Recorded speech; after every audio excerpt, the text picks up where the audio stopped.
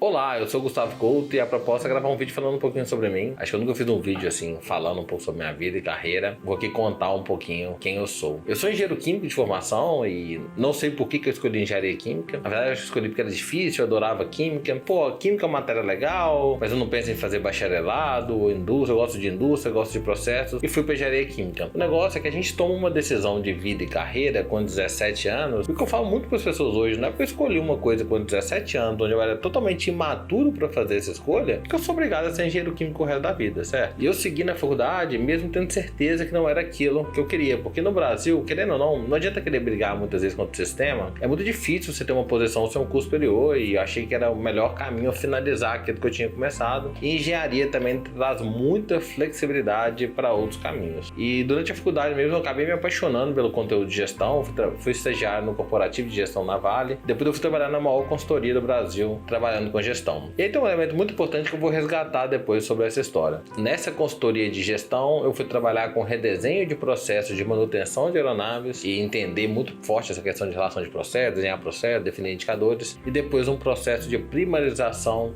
de consultores na Vale. Eu fui um dos consultores na Vale que foi contratado. E assim que eu cheguei na Vale nesse grupo, na consultoria uma coisa que a gente fazia muito era dar treinamento, tá? A gente aprende a dar treinamento, a gente aprende a como conduzir, a gente aprende conteúdo, faz parte de um papel de consultor da treinamento. E eu ofereci na minha gerência para dar um treinamento basicão sobre PDCA, o básico da gestão. Meu chefe liberou, o pessoal adorou, e eu acabei sendo convidado para dar treinamento em vários locais do Brasil e depois do mundo quando eu era funcionário da Vale. E aí nós estamos falando um pouquinho aí de 2011 para 2012 e estava nascendo muito forte design thinking, design de serviços, metodologias ágeis. Eu estava bem interessado por esses assuntos e eu não esqueço até hoje, em julho de 2012, teve um churrasco na minha casa em Vitória, no qual o diretor estava presente. Ele é um cara muito cabeça aberta, bem divertido e tudo. E eu dei carona pra ele pro hotel pós-churrasco, né?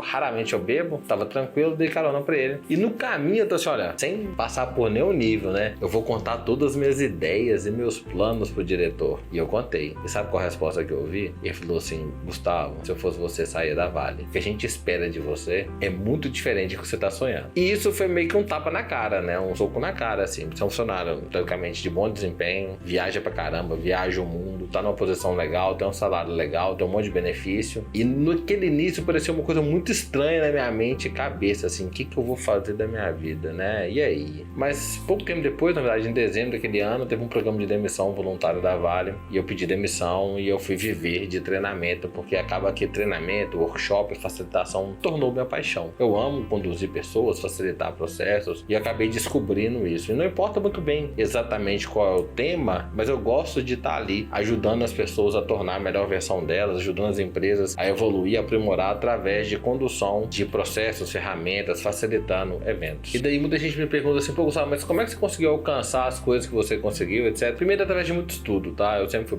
bastante dedicado. Estudar, gente, é muito barato, porque um livro custa, sei lá, 50, 100 reais. Vídeo no YouTube tá de graça. Então você não precisa nem comprar curso para poder estudar. Você pode estudar por conta própria, ser autodidata. Disciplina é importante. Leia, anotar o que você tá estudando ajuda muito. Então, assim, acabei indo muito por esse caminho. Mas é uma coisa que foi muito importante na minha carreira. Eu coloco muito isso para as pessoas. Lembra que eu comentei que eu trabalhei numa das maiores consultorias de gestão? É uma consultoria que trabalhava focada, né, em processos de gestão baseado no Lean Toyota. E depois, quando eu fui para a Vale conseguiu um contrato no qual ela tinha o TSSC, que é uma consultoria da Toyota mesmo em si, e o Takahashi, que era um gerente geral ex-Toyota, que eu tinha a oportunidade de trabalhar com ele. Eu fui entender eles falando sobre Toyota. E eu descobri que tudo que eu sabia até então, não que estava errado, o perigo tá aí, não é que tá errado, mas que era uma interpretação de um consultor brasileiro bem famoso sobre o que ele viu no Japão e o que ele viu de modelo de gestão de qualidade. E aí me deu um clique muito forte, que é o seguinte: que a gente na vida e carreira, a gente tem que eliminar ao máximo essas camadas de conhecimento, assim, onde você está no conhecimento, onde é que as pessoas estão. Porque se você vai ler ou vai estudar a interpretação da interpretação da interpretação de uma metodologia, pode ser que você aprenda uma metodologia carregada de vieses. E isso é um perigo gigante quando se fala em processos de gestão, liderança, pessoas, de resultado, porque você está fazendo um pedaço da metodologia. Por isso que eu tenho muito medo dos coaches e medo de várias coisas que acontecem no mercado, porque eu vejo que é um bonde apanhado, assim, sem profundidade. Então eu acabei criando essa obsessão de pensar assim: quem que é o melhor cara do mundo em tal assunto? Eu saí daqui, ia lá fora do Brasil estudar com ele, trazer. Vou lá, vou ler todos os livros dele, vou aprender. aprender. Vou lá, vou comprar o curso online dele e vou aprender. Pra quê? Pra entender o racional por trás da pessoa que pensou aquilo. E eu posso dar 2 exemplos disso aqui, né? Um com o nome Lean, o outro com o nome Ágil. O mercado vive muito de tendência. E aí as pessoas, há pouco tempo atrás, tudo que tinha o nome Lean vendia. Então eu vou falar, isso é Lean, isso é Lean, isso é Lean. Qualquer coisa Lean vendia. Lean,